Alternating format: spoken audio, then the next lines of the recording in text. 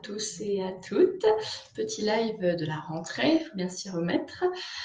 Aujourd'hui, je voudrais vous parler de l'importance de s'entourer de personnes qui vous boostent, c'est-à-dire l'importance d'être dans un environnement positif et surtout voilà, de faire attention à bien capter le positif, mais aussi à ne pas vous laisser entraîner par des personnes qui voient toujours le verre à moitié vide. Donc, que ce soit pour votre expatriation, que vous montiez votre boîte, que vous ayez une décision importante à prendre, voire ces trois choses à la fois, c'est vraiment très important d'être dans un environnement qui vous porte, qui vous pousse vers le haut, on va dire.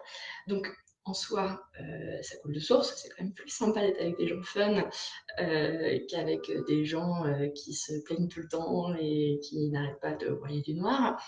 Cependant, il y a aussi une explication scientifique à tout ça. Et donc, c'est ce qu'on va voir aujourd'hui rapidement. Donc, déjà, il y a la loi de l'attraction. La loi de l'attraction, elle stipule que les choses de même essence s'attirent. C'est-à-dire, en gros, que le positif entraîne le positif et que le négatif entraîne le négatif. On pourrait dire également que tout ce sur quoi on porte notre attention grandit. Donc, encore une fois, si c'est du positif, parfait. Si c'est du négatif, au bout d'un moment, ça va poser problème. Ah, alors je ne suis pas encore hyper calée sur ma technologie Facebook Live. J'ai eu un like, alors merci, je ne sais pas qui c'est. Ah si, c'est Nathalie. Coucou Nathalie, on se retrouve tout de suite. Donc, la loi de l'attraction, c'est ce que je disais. Donc, tout ce sur quoi on porte notre attention grandit. C'est-à-dire que, par exemple, j'imagine que vous avez expérimenté le fait que, par exemple, vous êtes en train d'écouter une conférence, la personne a un tic de langage. À partir du moment où vous vous focussez, vous concentrez sur ce type de langage, vous avez l'impression d'entendre plus que ça. Vous avez l'impression que la conférence entière est constituée de ce type de langage. Voilà, c'est un exemple de ce sur quoi on porte notre attention grandit. Et donc, la bonne nouvelle, c'est que notre cerveau est malléable, c'est-à-dire qu'on peut l'habituer à voir les choses différemment. On peut l'habituer à, du coup, pour ce qui nous intéresse, voir les choses positives. Par exemple, si vous arrivez dans votre nouveau pays d'expatriation et que, par exemple, au hasard, c'est pas du tout parce que je suis au Mexique que je dis ça, au hasard, ce pays est constitué de bruit, c'est-à-dire qu'il y a du bruit tout le temps, tout le temps, tout le temps. On a l'impression que les gens adorent faire du bruit. Donc, si on se concentre sur le fait qu'il y a tout le temps du bruit, que c'est fatigant, que c'est usant, que c'est même limite de l'incivisme parfois, tellement il y a de bruit, on va avoir du mal à apprécier ce nouvel environnement.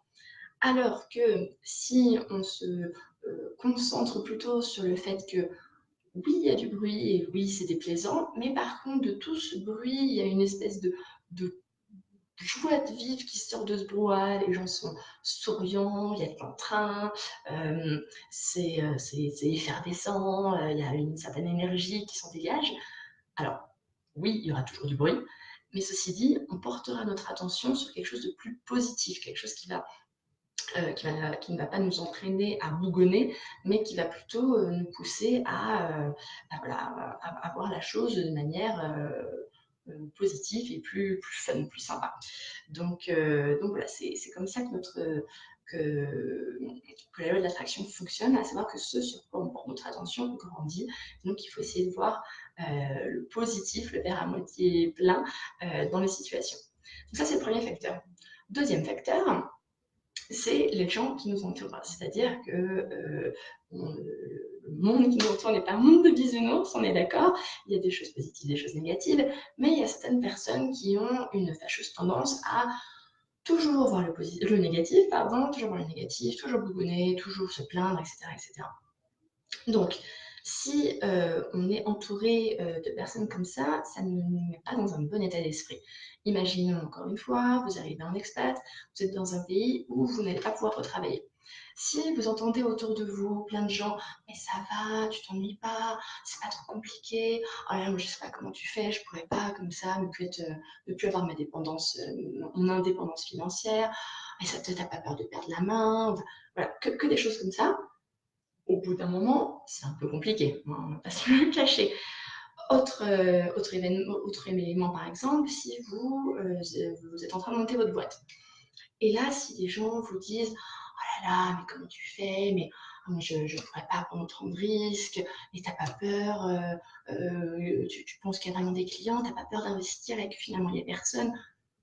C'est pareil, au bout d'un moment, ça, tout ce négatif autour de nous, ça pèse. On se pose des questions, on se remet en question. Alors des fois, c'est très bien de se remettre en question, mais il y a des fois, pour avancer, il faut aussi voilà, aller de l'avant.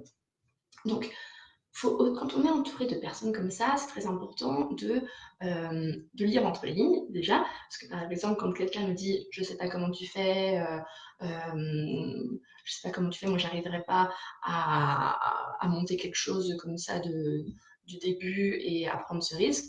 Entre les lignes, ça veut aussi dire que vous êtes quelqu'un de courageux et que vous n'hésitez pas à dépasser vos frontières. Donc c'est une bonne chose. Par contre, c'est aussi important de prendre du recul, de savoir qui vous entoure et ce que ces personnes véhiculent. C'est-à-dire que si vous vous rendez compte que vous voyez quotidiennement des personnes qui vous minent, qui vous poussent vers le bas plutôt que de vous tirer vers le haut, ben, n'hésitez pas aussi à prendre un petit peu de recul avec ces personnes. Je ne dis pas de couper les ponts, mais je dis juste que peut-être que les voir tous les jours, c'est trop et que ça vous oppresse au final, vous empêche de faire ce que vous voulez voir. Donc peut-être que voilà, il y a un peu de distance, voyez-les, mais également vous faites quelque chose qui vous boostera juste après. Moi, j'ai eu une expérience où je me suis rendu compte, effectivement, c'était avant ma reconversion professionnelle, c'était un petit peu compliqué, je ne vous le cache pas. Et en fait, je voyais cette personne avec qui on se très très bien, qui avait elle aussi des soucis pro et perso. Et donc, quand on se voyait, on vidait notre sac, ce qui en soi faisait du bien. Mais petit à petit, on se montait la tête de choses négatives, ce qui fait que moi, je repartais chez moi 3 heures après, j'étais au fond du trou. C'est-à-dire que vraiment le moral dans les chaussettes et c'était très compliqué. Quand je me suis rendu compte qu'effectivement, c'était ces rencontres qui généraient ça, et bien petit à petit, j'ai déjà espacé nos rencontres et après, bah, je faisais en sorte de voir cette personne et de faire quelque chose de sympa juste après, quelque chose qui, je sais, me rebooste, etc., etc. Donc, voilà, pour pour clôturer la vidéo de ce jour, très important d'être entouré de personnes qui vous boostent.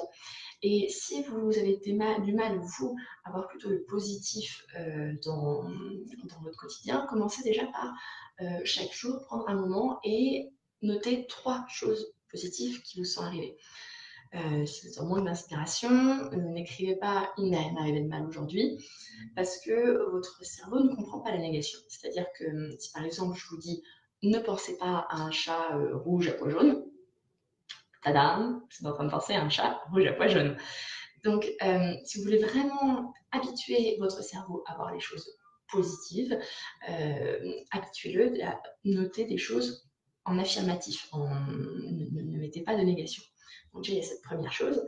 Ensuite, entourez-vous vraiment de personnes qui vous boostent, qui vous poussent vers le haut, et soyez conscient de ce que votre entourage véhicule de manière à doser et, voilà, et à faire en sorte que petit à petit, vous aussi vous avanciez, vous aussi vous soyez quelqu'un qui voit les choses plutôt le verre à moitié plein plutôt que le verre à moitié vide.